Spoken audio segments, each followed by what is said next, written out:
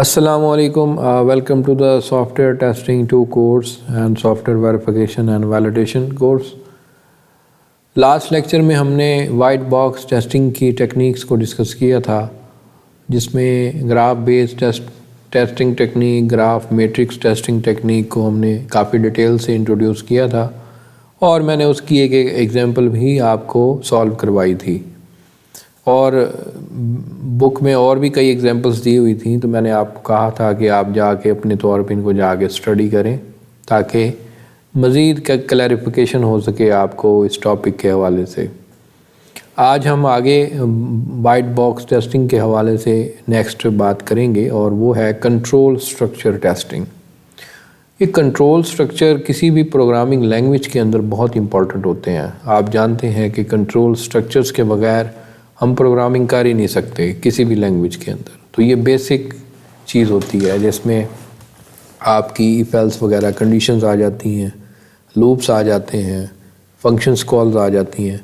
तो ये बहुत इम्पॉर्टेंट कैटेगरी है और बेसिकली ज़्यादातर ह्यूमन एरर्स भी इसी डोमेन के अंदर आते हैं। वजह कंट्रोल स्ट्रक्चर बेस, यानी जो भी आप लॉजिक डिज़ाइन करते हैं किसी भी प्रॉब्लम का, किसी भी हवाले से हो, वो को आप जिस भी डोमेन का प्रोजेक्ट बना रहे हैं उसमें जो भी लॉजिक आप इस्तेमाल करेंगे तो उसमें लाजमी तौर पर ये कंट्रोल स्ट्रक्चर ही इस्तेमाल होते हैं। इसके बगैर हम कोई लॉजिक मेंटेन ही नहीं कर सकते। तो इसलिए ये बहुत ज़्यादा फ्रीक्वेंटली इस्तेमाल होते हैं और ह्यूमन एरर्स आने के चांसेस भी ज़्यादा यही होते हैं और इसलिए इसको टेस्ट करना बहुत ज़रूरी होता है, ख़ास तौर पर वाइट बॉक्स टेस्टिंग के हवाले से, यानी प्रोग्राम की डेवलपमेंट के दौरान, प्रोग्राम की कोडिंग के दौरान इनको टेस्ट करना बहुत ज़रूरी है। The basis path testing technique describe in last section in one of the number of technique for control structure testing. आप ऐसे कह सकते हैं कि जैसे हमने ग्राफ बेस्ड टेस्टिंग देखी और लास्ट टाइम हमने मैट्रिक वाली देखी तो उनमें भी हम ये इफ एल्स वगैरह लूप को टेस्ट आउट कर रहे थे। वो मतलब आप ऐसे समझ लें वो भी एक टेक्निक होती है जो जिसके ज़रिए आप कंट्रोल स्ट्रक्चर टेस्टिंग कर सकते हैं। Although the basis path testing is simple and highly effective, it is not sufficient in itself। तो ये बात है कि वो टेक्निक्स अपनी पावरफुल टेक्निक्स हैं दोनों, ऑफ कोर्स जो भी इस्तेमाल करेंगे आप, लेकिन वो हर तरह की टेस्टिंग में आप कहें भी उसमें 100% रिज़ल्ट अचीव हो चुके हैं, ये कहना जो है वो गलत होगा। तो आप 100% एफिशिएंट और सफिशेंट रेट ये टेस्ट करना चाहते हैं तो उसके लिए आपको कंडीशनल ये कंट्रोल स्ट्रक्चर टेस्टिंग भी करनी पड़ेगी और उसी को हम आज यहाँ पे डिस्कस करने के लिए ये लेक्चर कंडक्ट कर रहे हैं। सबसे पहले कंट्रोल स्ट्रक्चर टेस्टिंग के अंदर कंडीशन टेस्टिंग होती है। Condition testing is a test design case method that exercise a logical condition contains the in program module। Programme के किसी भी हिस्से में कंडीशंस आपने लगाई हुई हैं, इफ़ एल्स वगैरह, स्विच स्टेटमेंट या नेस्टेड इफ़ वगैरह, यानी इफ़ स्टेटमेंट्स या इफ़ एल्स वगैरह आपने किसी भी हिस्से में इस्तेमाल की हैं तो उनको हम टेस्ट आउट करते हैं इस कैटेगरी में। And a simple condition is a Boolean variable और ए relational expression possibly proceed with one not and relational expression takes from. तो हो सकता है कि उसमें हमें नॉट ऑपरेटर लगाया हुआ हो और वो ज़ाहिर है कंडीशन इन्वर्स हो जाती है नॉट ऑपरेटर लगाने से। अगर वो ट्रू होगी तो नॉट उसको फॉल्स कर देता है और अगर फॉल्स होगी तो नॉट उसको ट्रू कर देता है। तो इस तरह की एक्सप्रेशन को भी हम इसी कैटेगरी में बहुत ज़रूरी होता है टेस्ट करना। अगर मतलब आप, क्योंकि नॉर्मल इफ एल्स तो हमें पता चल रहा होता है कि भाई किस सिनेरियो में ट्रू और फॉल्स है, लेकिन उसके साथ हम ये लॉजिकल नॉट जब लगा देते हैं तो वो कॉम्प्लेक्स कंडीशन तो हो जाती है लेकिन थोड़ा सा लैक ऑफ अंडरस्टैंडिंग भी हो जाती है, बाज़ औक़ात, हर दफ़ा नहीं होती। तो ये भी बहुत ज़रूरी है। वेयर द E1 और E2, जैसे मैंने आपको कहा है कि ये रिलेशनल एक्सप्रेशन है और इसको मज़ीद हम आगे देखते हैं। तो यहाँ पे बेसिकली हम इसको डिस्कस करते हैं। ये एग्जांपल दी हुई है कि ये रिलेशन ऑपरेटर आप यूज़ करेंगे। अब ज़ाहिर है यहाँ पे greater than, less than, equal to, not equal to कुछ भी लगाएंगे तो फिर कंडीशन टेस्ट आउट होगी وہ ظاہر ہے ٹرو ریٹرن کرے گی یا فالس. بعض اوقات کنڈیشنز کمپاؤنڈ ہو جاتی ہیں، یعنی 2 یا 3 کنڈیشنز ہوں گی اکٹھی، ان کے درمیان لاجیکل اینڈ یا اور یا ناٹ لگا ہوگا، تو وہاں پہ آپ کو ہر کنڈیشن کو ایویلویٹ کر کے پھر ان کی جوائننگ کو ایویلویٹ کرنا پڑتا ہے. تو اس طریقے سے وہ سلسلہ بن جائے گا. اب آگے چلتے ہیں، ہم اس کو دیکھ لیتے ہیں.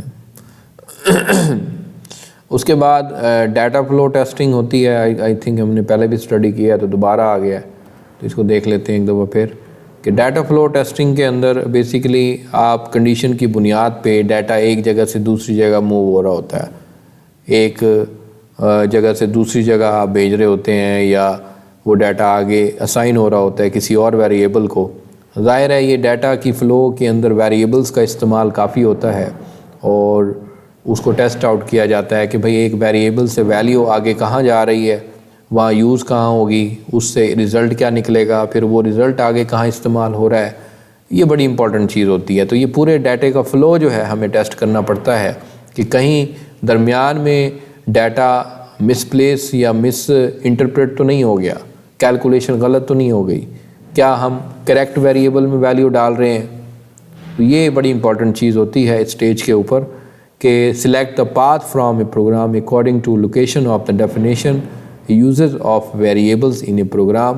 To illustrate the data flow testing approach, assume that the each statement in a program is assigned a unique statement number and each function does not modify its parameter or global variables. تو یہ کافی important چیز ہے. یہاں پہ وہی چیز آپ کو بتائی جا رہی ہے کہ اس کو ہم کس طریقے سے آگے لے کے چلیں گے. اگلی امپورٹنٹ چیز آ جاتی ہے لوپ ٹیسٹنگ. جو اگلا ہمارا کنڈیشنل اسٹرکچر ہے وہ لوپ ٹیسٹنگ ہے. لوپ ٹیسٹنگ کل بھی ہم نے ڈسکس کیا تھا پچھلے لیکچر میں کہ بہت امپورٹنٹ ہوتی ہے اور کسی بھی لاجک کا مین جو عمل دخل ہوتا ہے وہ خاص طور پر لوپ اس میں کافی بہت اہم کردار ادا کرتا ہے. تو لوپ کے بغیر آپ بعض اوقات لاجک امپلیمنٹ ہی نہیں کر سکتے. تو ایک لوپ کے اندر دوسرے لوپ کا استعمال ہونا، دوسرے کے اندر تیسرے، یہ بہت ہی کرٹیکل سچویشن ہو جاتی ہے جس کو ہم نیسٹڈ لوپ کی کہتے ہیں. تو ان کو ٹیسٹ آؤٹ کرنا، ان کی ایگزیکیوشن کو ٹیسٹ کرنا، ان کو ڈرائی رن کرنا، یہ بہت ضروری ہوتا ہے. کیونکہ اگر ایک لوپ کی آئٹریشن میں ہی کوئی پرابلم آ جائے تو اوور آل لوپ ہی انکریکٹ ہو جاتا ہے. تو loops are cornerstone for the vast majority of all algorithms implemented in softwares. جیسے میں نے کہا ہے کہ اچھے سے اچھے اور بڑے بڑے ایلگوریدمس سرچنگ کے ہوں، سارٹنگ کے ہوں یا کسی اور حوالے سے ٹریز کے ہوں، تو ان میں لوپس جو ہیں وہ آپ دیکھتے ہیں کہ بہت زیادہ استعمال ہوتے ہیں. ان کے بغیر آپ وہ کام کر ہی نہیں سکتے. And that is the often pay attention that while conducting the soft where test. Loop testing is the white box testing technique that focus on exclusively on validity of the loop constructs. یعنی ان کی validity پہ depend کرتا ہے. ان کے تمام validate کریں گے، ان کو ان کے ٹیسٹ رن کریں گے اور چلا کے دیکھیں گے کہ لوپ واقعی طور پہ صحیح کام کر رہے ہیں یا نہیں کر رہے. اب سمپل لوپ جو آپ کے ہوتے ہیں ان کو کیسے ٹیسٹ آؤٹ کرتے ہیں؟ تو ظاہر ہے سمپل لوپ میں آپ کو یہ پتہ ہونا چاہیے کہ ختم کہاں پہ ہوگا لوپ، اور لوپ انٹائرلی اسکپ کب کیسے ہو سکتا ہے. ایک پاس کر کے دیکھیں گے پورے لوپ میں، ایک پاس کمپلیٹلی کیسے ہوتا ہے، پھر دوسرا پاس کر کے دیکھیں گے اینڈ سو فورتھ. اس طرح اگر 2-3 پاس آپ نے کر لیے ہیں اور اس کے بعد آپ کو اندازہ ہو رہا ہے کہ ویلیوز صحیح آ رہی ہیں اور صحیح طریقے سے موومنٹ ہو رہی ہے، تو پھر آپ اس چیز سے اندازہ لگا سکتے ہیں کہ وہ لوپ ٹھیک ہے. ادروائز پہلے پاس میں ٹھیک آئی، دوسرے میں گڑبڑ ہو گئی یا آگے کہیں تیسرے نمبر پہ آ کے پرابلم کریٹ ہو گئی، تو پھر اس لوپ کی امپلیمنٹیشن ہمیں دوبارہ کرنی پڑے گی اور دیکھنا پڑے گا کہ ایسا کیوں ہو رہا ہے. لوپ بھی آگے آپ دیکھتے ہیں سمپل لوپ تو ایسے ہوتے ہیں، کنڈیشن چیک کی، یہ چلایا، اس کی باڈی ایگزیکیوٹ ہوئی، پھر واپس آیا کنڈیشن چیک کی. اس طرح بھی ہوتے ہیں ڈو وائل لوپ کے، پہلے باڈی ایگزیکیوٹ ہو گئی اور پھر کنڈیشن چیک ہوئی، پھر واپس گئے، باڈی ایگزیکیوٹ ہوئی.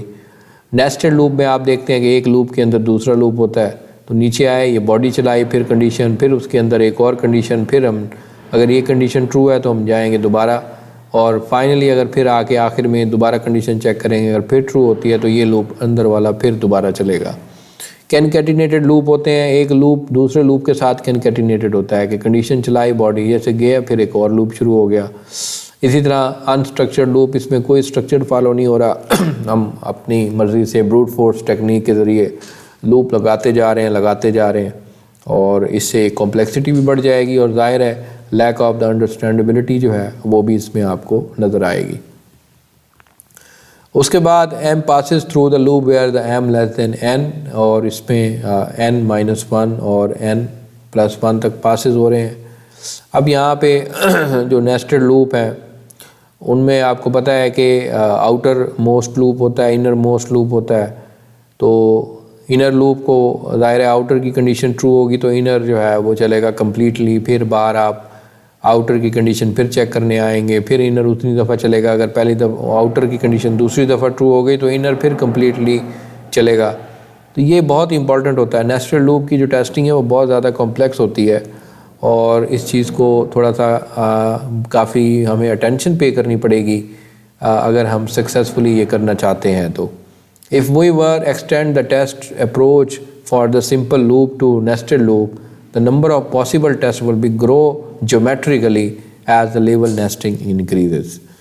آپ کہیں کہ جی صرف 2 لوپ لگے ہوئے ہیں کہ بھئی ایک لوپ کے اندر دوسرا ہے، دوسرے کے اندر تیسرا ہے، اسی طرح کہنے میں تو آسان ہے لیکن جب آپ ٹیسٹ کرنا سٹارٹ کریں گے تو آپ کو آگے جو ٹیسٹ بڑھتے چلے جائیں گے، جیومیٹریکلی بڑھیں گے، بڑی تیزی سے بڑھیں گے. کیونکہ آپ دیکھیں کہ اندر باہر والا لوپ چل رہا ہے، اس کے اندر 10 دفعہ اور لوپ چلے گا، اس کو آپ کمپلیٹلی 10 دفعہ ٹیسٹ کرو گے، پھر اوپر آؤ گے، فرسٹ لوپ کی آئٹریشن سیکنڈ ہوگی، پھر اندر جاؤ گے، پھر وہ 10 دفعہ چلے گا، اور اسی طرح اس کے اندر کوئی اور لوپ جو 20 دفعہ چل رہا ہو تو یہ آئٹریشن بڑھتی چلی جائیں گی. اور یہ جتنا آپ نیسٹنگ بڑھاتے چلے جائیں گے جیومیٹریکل ٹیسٹنگ انکریز ہوتی چلی جائے گی. تو کافی ایک ہیکٹک ٹاسک ہو جاتا ہے. نیچے سٹیپ لکھے ہوئے ہیں، ان کو آپ پڑھ لیں گے. اس کے بعد کینکیٹینیٹڈ لوپ ہوتے ہیں. یہ نیسٹنگ لوپ سے تو تھوڑا سا آسانی ہوتے ہیں کیونکہ اس میں ایک لوپ ختم ہو گیا، پھر دوسرا لوپ آ گیا، پھر دوسرا ختم ہو گیا تو پھر تیسرا بھی آ سکتا ہے. تو کیونکہ یہ انڈیپینڈنٹ ہوتے ہیں، نیسٹڈ لوپ میں تو ڈیپینڈنسی ہوتی ہے کہ ایک لوپ دوسرے پہ ڈیپینڈ کر رہا ہوتا ہے، دوسرا تیسرے پہ ڈیپینڈ کر رہا ہوتا ہے. لیکن کنکیٹینیٹڈ لوپ میں ایک یہ تھوڑی سی ریلیکسیشن ہے کہ اس میں ڈیپینڈیبلٹی نہیں ہوتی، انڈیویجول لوپ ہوتے ہیں سارے، اس لیے ٹیسٹنگ ذرا آسانی سے ہو جاتی ہے. انسٹرکچرڈ لوپ میں کوئی ڈیزائن اسٹریٹجی تو ہوتی نہیں ہے، اس لیے اس کو ٹیسٹ کرنا بھی تھوڑا سا مشکل ہوتا ہے. اس کے ساتھ ہم نے اپنی وائٹ باکس ٹیسٹنگ اور بلیک باکس ٹیسٹنگ کے لیکچرز کمپلیٹ کر لیے. اس کے ساتھ ہم یعنی یہ ٹیسٹنگ والے جو ہم کچھ حصہ رہ گیا تھا یہ بھی ہم نے مکمل کر لیا. مجھے امید ہے کہ آپ نے یہ کافی اچھے طریقے سے ٹاپک سمجھ لیا ہوگا. اگلے لیکچر میں ہم ظاہر ہے ایک نئے چیپٹر کے ساتھ حاضر ہوں گے. تب تک کے لیے میں آپ سے اجازت چاہتا ہوں. خدا حافظ.